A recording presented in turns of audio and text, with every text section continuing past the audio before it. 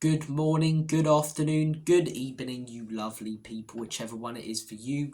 Welcome back to Lilywhite Lane. I hope that you're all having a really good Wednesday and week wherever you are in the world and whatever you are planning to get up to. And you're all very welcome along to a match preview for Tottenham Hotspur's first away game in Europe in years, as the boys are set to travel to the capital of Hungary, Budapest, to take on Hungarian champions, 33-time Hungarian champions, may I add, Ferencváros. It's going to be an interesting game. It's going to be interesting to see what sort of team Ange Postecoglou plays. Will he go full strength? Will he sort of play a mixture of first team players and sort of bench players and fringe players like he did against Karabag? Or will he play kids? Will he give Mikey Moore a chance? Will he start him? Will he start Lancashire? It will be very, very interesting. In my opinion, I think we'll see a very similar team to what we did last week against Karabag. I think we'll have a few first team players in there, as I say. I wouldn't be surprised if you see Romero or Van der Ven. I don't expect both of them.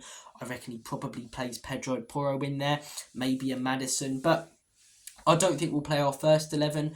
I think we'll give Werner a go in this game. Personally, I want to see Mikey Moore start. I don't think he will. I think Werner will start in this game. I wouldn't be surprised if we also see Brennan Johnson given some more game time.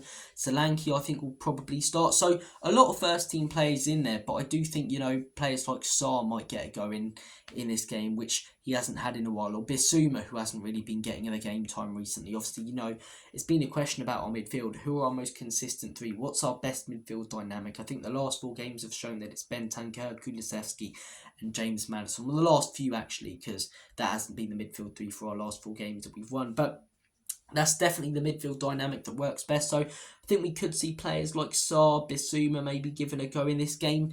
Jed Spence, I would have said, but didn't get called up to the Europa League squad for some reason. Still can't get my head around that choice. So I don't think we'll play a fully strengthened Spurs side. I don't think we'll start the same lineup, that we did against Manchester United. But I also don't think that we're going to put out the kids or, youngsters and academy players like some other clubs have in the Europa League. I think we'll see a pretty sort of balanced side.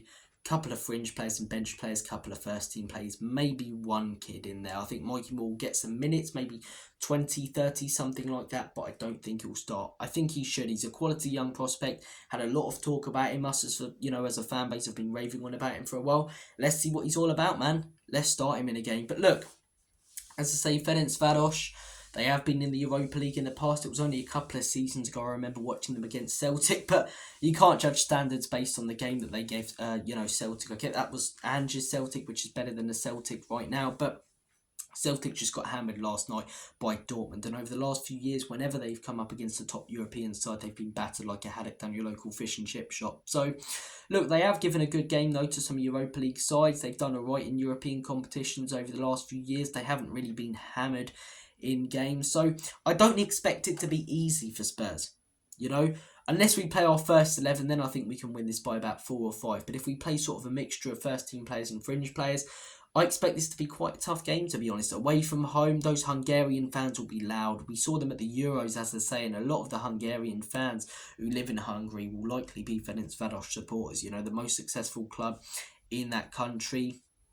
So, yeah, I expect their fans to be loud and proud, maybe a few flares going off, they'll make it hostile, but I think if we can, as I say, shut them up, if we don't concede in the first sort of 10 minutes, play with the ball, keep possession, I think we can take control of the game, put them to the sword, put them one behind, get those fans a little bit more quiet, and similar game as we did against Manchester United. So, score prediction-wise, I'm going to go with a 3-1 Spurs win.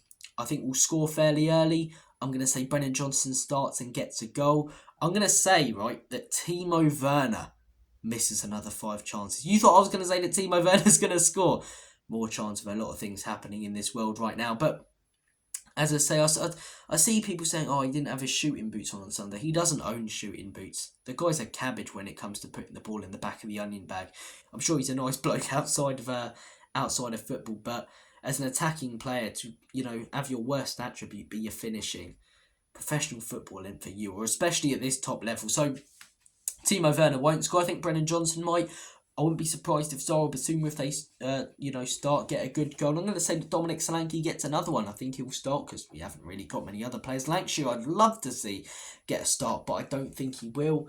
And let's say, let's say Mikey Moore gets an assist for the third goal and it's late in the game. I'd love a Mikey Moore assist. I'd love him to actually make an impact in this game. And if he starts, what a glorious day it will be. But yeah, I'm saying a 3-1 Spurs win. I think, the crowd will be hostile.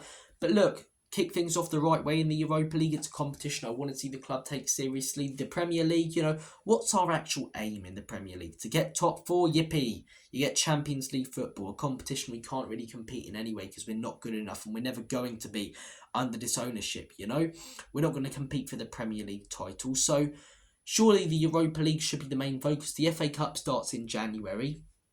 There's 8 games in the Europa League, against different opposition every single time. And you look at, as I say, the Carabao Cup, we could beat them, but we've got Manchester City in the next round. So our best chance by a mile this season of winning a competition and a trophy is the Europa League.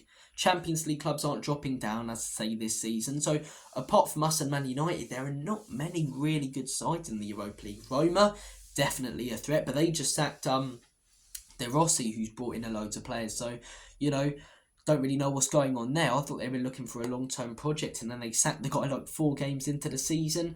Obviously, there's a few games that, as I say, will be quite hostile. Galatasaray are a threat. Galatasaray are a threat in this competition and against us. You know what? I've been someone who's been banging on about playing the kids, give Mikey Moore a chance, give Lancashire a chance. You play your men in that game, Galatasaray away, because that will be hostile. That will be hostile. Galatasaray away. I feel for those away fans actually going and supporting the Spurs because you'll get completely drowned out. And yeah, you want to talk about a ground that's hostile, a ground that made, players like Roy Keane and Patrick Vieira scared for their lives. Galatasaray.